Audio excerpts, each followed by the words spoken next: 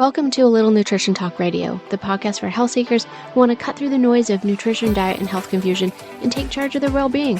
I'm your host, Susan Watson, registered dietitian and certified eating disorder specialist. As the founder of A Little Nutrition Inc., a multidisciplinary healthcare clinic, I believe that health is multifaceted, and that's why our team takes a collaborative approach to integrating both nutrition and mental health support across all stages of life. We believe that health is so much more than the numbers on the scale. Our weight-neutral philosophy prioritizes providing inclusive care that empowers our clients to focus on what truly supports their well-being on their own terms. On this podcast, we're going to explore questions about health, nutrition, mental wellness, and offer a refreshing new perspective on taking care of yourself. It's not about striving for perfection. It's about discovering what works best for you. So you're in the right place. Grab a cup of tea, get comfy, and let's jump into today's conversation. Hi there. In this episode, we're going to be diving into something that might sound really harmless on the surface, but actually has a surprising, sneaky impact on our health. We're going to be talking about the hidden toll of being good when it comes to food. I'm sure you've heard it before, or maybe you've even said it to yourself. Oh, I think I'll just skip breakfast because I ate too much last night, or I'll skip eating today because I know I'm going out for dinner later in the evening. And you might think this is harmless, but the reality is that skipping meals and undereating does do a lot of harm to our health and our relationship with food. These little phrases that we say to ourselves are actually subtle forms of restriction and can certainly lead to disordered eating or even an eating disorder. So today I want to pull back the curtains on diet culture's quiet harm, is kind of how I like to call it. And I want to address, when it comes to this misleading idea that skipping meals or undereating is actually a form of being good. Because when we think about it, food and eating, it really is just a neutral situation. We eat when we're hungry, we stop when we're full, or maybe we eat a little bit more because it tastes so good. I don't know, but none of it actually has to do with the morality of being good or bad. And morality shouldn't be tied to eating. Eating and food is really just a neutral situation. I mean, we eat when we're hungry, stop when we're full, maybe eat a little bit more because it tastes so good, but really there's no morality tied to this. We're neither, being good for being hungry, and we're neither bad if we're full. It really is just a body state that we're in. However, the society that we live in teaches us to normalize ignoring hunger and praise those tiny portions and treat fullness like maybe we failed some sort of imaginary moral eating exam. But the reality is that people who are engaging in this restrictive eating are just walking around low-key underfed, thinking that they're being good or disciplined, when the reality is they're just running on fumes. So I want to shift that conversation from being so-called good to what it actually takes to feel good. And this is because when your body is properly nourished, you have more energy, your mood levels out, your digestion makes peace with you, and that food noise quiets, and your mental clarity increases. So in this episode, we're talking about what happens when we skip meals, undereat, or restrict ourselves from nourishing our bodies. And to help us unpack this, I'm joined by the wonderful Emily Szatrowski. She's an eating disorder dietitian and nutrition counselor on our team at A Little Nutrition, and she works with our clients virtually across Manitoba and Ontario. And she brings that kind of real talk expertise that makes talking about food freedom actually feel doable. So let's get into it. Hi, Emily. Thank you for joining us today. How are you doing? Hi, Susan. I'm doing great. Thanks. It's great to be here with you. I know. I am so excited about starting this new podcast. I've found that I like doing a lot of webinars, but podcasts are my go-to way of, learning and taking in content. So I think it's just a natural fit to have a podcast with A Little Nutrition. And I'm so happy to have you here today and to be joining me in this really important conversation about being good when it comes to our eating. How often have you heard that from clients or family members or friends in conversation about oh, I'm being good today, and maybe turning down something that otherwise they might really want to eat? Absolutely. I hear that all the time from people, and food has this moral issue assigned to it. And people often think if they're eating the right way, then they're good. And if they're not, then they're bad. So that good and bad dichotomy shows up a lot, I find. Yeah. And I know like a lot of people might just be, well-intentioned. Like they want to be prioritizing their health and thinking about what they can do. And so saying no to foods might be something that they want to do. But I think the problem is when they're starting to think like, by saying no, I am being good. I am a better person. Moral high ground. And it's really not a matter of morality. It's actually a form of restriction. And we could be making positive health choices that we, want to do to nourish ourselves, but it should be neutral, either good or bad, right? So today I want to get into this conversation around maybe people not realizing that they're being restrictors by feeling that they're being good by saying no to things. And I'd like to dive into starting off with maybe some of the issues that happen, like when we skip meals, and not to like start with the doom and gloom here, but the reality is that when we are, saying no to foods or skipping meals or restricting our eating, there could be a lot of, health consequences that we don't think about. So we might feel that we may turn down something that's offered to us because we're being good, or we might be thinking like, oh, I ate too much last night, so I should skip a meal in the morning. Or if we had like a big lunch, that we should skip a meal later on. But Emily, can you tell me, what is the reality of eating? Like, how should we be eating, whether we've had a big meal or kind of overindulgence? Like, does that mean we have to cut back? Yeah, the truth is your body needs consistent energy, no matter what you ate before, or no matter if you have a big meal coming up later that day. Your body needs fuel regularly and often. And it's really important that your body can trust that it's going to get that consistent nourishment. It isn't really good to, skip a meal, even if we might have had, more to eat at a different time. We want to keep that consistent energy coming into our body, because some of the negative consequences we're going to dive into can really kind of make trying to take care of yourself a lot harder. And then that piece of moral judgment might come back and be really bothering us. So let's dive into some of these, what happens when we skip meals or when we're kind of restricting. Let's maybe start off with our hunger. And Emily, like when we think about skipping meals, I think I've heard people tell me like, oh, it's good. It makes me not feel hungry compared to when I eat. But what's really going on when we skip meals with our hunger? Yeah, so over time, our hunger cues can become blunted when we're skipping meals repeatedly. Our body it's unable to tune into those hunger cues as acutely as if we were eating regularly and consistently. So this makes it harder for us to know when we're actually hungry and full. So again, it just creates this disconnect from those internal signals. Yeah. And I know I've had an example of someone that I was working with that was like, I never feel hungry. I don't know why, but was really struggling, I guess, with nourishing themselves. And, my hope was that, well, like you're not eating consistently. And that when we started looking at eating more consistently, having 3 meals a day and spacing them so they're not going more than 4 hours apart, interestingly enough, this individual's hunger cues started to come back. And I think I like to hold space for the fact that sometimes people find this annoying, right? Like they were happy that they didn't have hunger, but sometimes our hunger shows up in different ways, like a headache or fatigue, and it's not necessarily that grumbling in our stomach.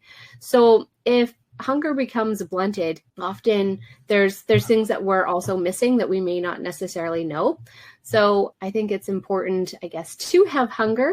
And sometimes if we don't, we want to kind of think about what are those other things that are happening in our body that can tell us, maybe we're hungry and maybe we're missing those cues. So let's go on to another, point of negative things, I guess, that happen when you skip meals or unfortunate circumstances. Let's talk about metabolism. Like, what happens when we're skipping meals to metabolism? Yeah, so our metabolism actually decreases, or it slows down when we're skipping meals consistently over time. When our body doesn't know when that next source of energy or fuel is coming, it needs to conserve all the energy it has. And so therefore, it's less efficient at burning energy, burning fuel. So I like to think about a fire, and eating consistently is like adding a log to the fire. So we want this fire to be burning well and thriving. And so adding a log every 3 to 4 hours is the best way to keep that fire burning. Versus if we go a long period of time without eating, the fire starts to burn down and it's harder to get it ignited or get it going again at the same rate that it was previously. I think with all the different diet trends that come out, skipping meals gets kind of mixed into one of those, and we don't necessarily talk about how it can slow down metabolism if we are consistently skipping meals. So thanks for that. The next aspect that I want to dive into is we hear a lot about this, and that's food preoccupation or food noise. So when we are skipping meals, we might find that we are more preoccupied with food, or we're thinking about food a lot more. But Emily, can you explain a little bit maybe why this is happening and why the food noise or the food preoccupation might be a lot louder when we've skipped a meal? Totally. So people will often tell me like, oh, I have all this food noise, or I just can't stop thinking about food. I'm constantly thinking about what I ate or what I'm going to eat later. And that's a sign that your body needs food. That's a sign that your body wants and needs energy and fuel. It seems like a lack of willpower, or like there's something wrong with us. Like, I just can't stop these thoughts. But in reality, that's a normal, natural, biological response to not having the energy that your body needs. Yeah, it's your body saying, take action, gas tank is empty. And making us think about food is how, I guess, our body's trying to tell us that some sort of action needs to be taken. So yeah, I feel like if you're constantly thinking about food, it might be because you need a meal or a snack. Exactly. Yeah. The other, another area would be if we're skipping meals, our energy can crash and become more frequent. So what sort of things, when somebody skips a meal and their energy starts to crash, can we see? Like, what sort of symptoms would somebody be experiencing that they may not be able to connect the dots? Like, oh, I skipped a meal and I'm having these symptoms. Yeah. So an energy crash might be described as a blood sugar dip, right? So there's not enough sugar in your blood. And that can lead to feelings like irritability, dizziness or faintness or lightheadedness. Sometimes it might show up as a headache or fatigue, or just an inability to concentrate. Some people might describe it as like a brain fog. All really normal signs that your body needs energy. But we can, again, sometimes attribute them to other things instead of seeing it as signs that our body needs food. Yeah.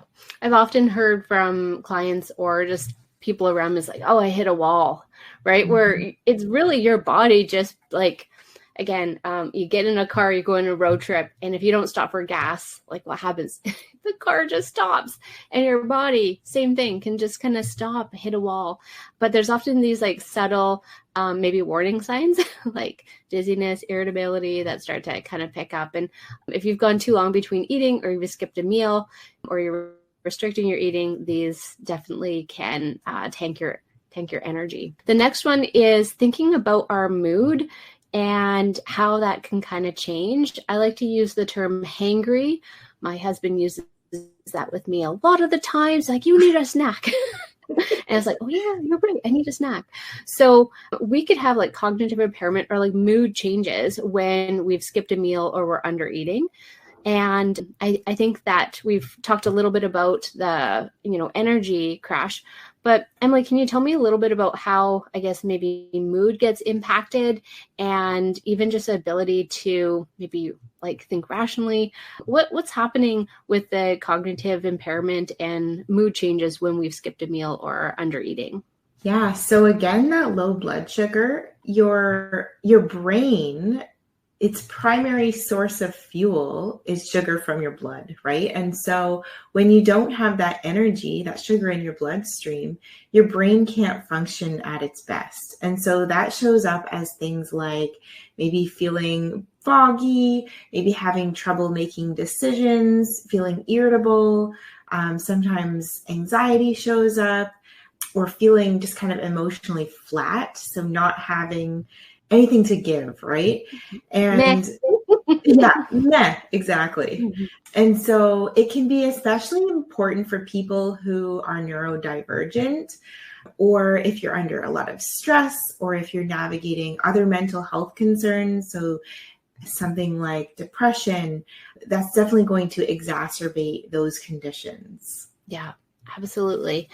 The next one is, I see this probably most common in our practice and the clients that we work with, is rebound eating. So some people may refer to this term as binge eating, but rebound eating is the term that we like to use. And this is where somebody might feel that they have lost all control around eating, or they feel very reactive with eating, but skipping meals actually set people up for rebound eating. And Emily, do you want to share a little bit about how this shows up, like when we've skipped a meal or gone too long between eating, and what sort of kind of the, I guess, mental load that somebody may bear after rebound eating? Yeah. So you're right, Susan, super, super common, something I hear from clients a lot. And it's this idea of skipping a meal or maybe going a long period without eating. Well, inevitably, you're at a you're overly hungry, right? And so it's totally natural and normal for the body to then seek out a lot of food, or when you are eating, to kind of have this loss of control, or perhaps eating to the point of over fullness or discomfort. And that can lead folks to feel a lot of guilt or shame, or like there's something wrong with them, or they lack willpower, when in reality, it's a really normal biological survival mechanism. That's exactly what we would expect to happen if your body was in a state of overhunger. So the more that you restrict or skip meals, the more your body's going to fight back with these stronger and stronger hunger signals later on. Yeah, and just to kind of add to that, it can be, say, intentional in the fact that we might want to be good and skip a meal, which I'm putting in, air quotes, being good. And so when we're doing that, then we might have rebound eating. But I also find that rebound eating might happen by not necessarily prioritizing eating. I'm going to say that before I started really getting focused more on setting some timers and putting eating breaks in my calendar, I would get focused on a task or a project, and I'd feel the stomach grumbling. I'm like, I don't want to stop. And I'd kind of push through it. And then by the time I was done, it was rip the fridge door of hunger. And at that point, it's very hard to think about, balanced nutrition and fueling your body in a way that feels good. Often you end up eating past fullness, and it feels uncomfortable. And kind of, if we think about, prioritizing our eating and thinking like, hey, my body's giving me signals to eat, it puts us in a much better position when it comes to meals to make food decisions around based on what we want to eat versus what our body's telling us we need. And when we've got to that point where hunger is kicked in overdrive, our body's trying to help us survive. And it's usually going to be like nutrients like sugar, carbs, fat, sodium. At least in my experience, I felt like that's the biological drive to survive. And I think a lot of people don't realize that. And when they're gravitating towards those foods, seeing it as like a failure, but it's really your body just saying like, you didn't get enough of this and these nutrients your body needs. So I think, again, getting back to not skipping meals and nourishing yourself regularly, it actually sets yourself up better and prevents this rebound eating. I like to talk about it as more like when we undereat or skip a meal, it leaves ourselves vulnerable and vulnerable nourished wise. So, when we eat and fuel our bodies, we don't have that vulnerability and we're able to nourish ourselves in a way that feels good to ourselves. Emily, do you have anything else to kind of, it's actually such a big topic and we see it with almost all of the clients that come our way. Did I explain that in a way that felt, I guess, the way we see it in practice? Yeah, I think you did a really good job, Susan, and you're right. I see this a lot. So definitely there's a lot to it. There's a lot to explore and what is contributing to that rebound eating in different people. But yeah, you did a great job of explaining that. Thank you. Yeah, it's one of those things that it can be intentional, but it can also just be something that life got in the way. And so to be kind to yourself and realize it's just a natural response to your body trying to help you survive. Another area, I guess, moving on here is when we have skipped a meal or we're under eating or denying ourselves a snack or even denying ourselves a dessert or a sweet, it really disconnects our body from satisfaction. So if somebody eats, like they've skipped a meal and gone a long time between eating, when it comes to eating, we might feel like, oh, I'm so hungry. But I find that if I ask somebody like, so did you enjoy that? If you skipped a meal and you're extra hungry, like often people's like, I don't even remember eating because it was so intense. How would you kind of explain this disconnection from satisfaction when someone's gone too long between eating or skipped some meals? Yeah, it's really hard to be present and mindful during an eating moment when you are ravenously hungry. Like you want to eat everything as quickly as possible. And it's hard to find satisfaction in that sort of situation. So eating more regularly allows you to get to the point where you're hungry, but you're not, as you said, rip the fridge door off hungry. Yeah, I find it's less enjoyable if I've gone too long between eating and I was like, feed me now. So having a snack, if you aren't able to have a consistent eating pattern, sometimes just having a snack 2 hours before that expected meal can kind of take the edge off so that we go into a meal hungry, not rip the fridge door off hungry. And I find that's a lot more satisfying. We're able to enjoy the taste and textures and smells of the food. Otherwise, it's more just like, feed me now. And I think that when people eat in that way, they feel bad about themselves too. And so again, realize if we've had some missteps with our eating, which happen, like I'm going to say all the time, we want to be, kind to ourselves about that and be like, hey, this is just what happens when I go too long between eating, and not to feel bad about it. The next one is thinking about when we're skipping meals, it can be kind of turn into like cultural or social isolation. And I'm thinking about scenarios where you might be invited out to a party or a dinner or something, and you decline because you think that it's being good not to. And Emily, why don't you share a little bit about, these situations? Yeah, one kind of instance where I see this come up is with intermittent fasting. And someone might say, oh, that social event is outside my eating window, so therefore I can't eat that meal. I can't share that meal with my loved ones or my friends. And how that disconnects us from the people in our life who are so important. Food is a social activity. It connects us to our culture. It connects us to our community. And when we take those situations away, we're left isolated. And a lot of times, issues with food can make us feel really isolated and alone in our struggles. And this is just one way that shows up. Yeah. I feel like those social times and being with friends or family or coworkers are so important to our mental health. And if we're like, sure, skip it for other reasons, like if these people are not your people. But when it comes to like, you really want to go, but you're not going because you're trying to be good food wise, it's definitely a bit of a life thief and taking that away from you. Mm-hmm. Moving on to another aspect of where skipping meals, disrupted sleep. So I've seen this where, people might wake up in the middle of the evening or middle of the night and like needing to snack or having a hard time falling asleep, staying asleep. Emily, why don't you share kind of what you see happening here? Yeah, our bodies thrive on rhythm and routine, and that relates to food and nourishment too. And so having eating moments at consistent intervals, that supports stable energy, digestion, our hormone regulation.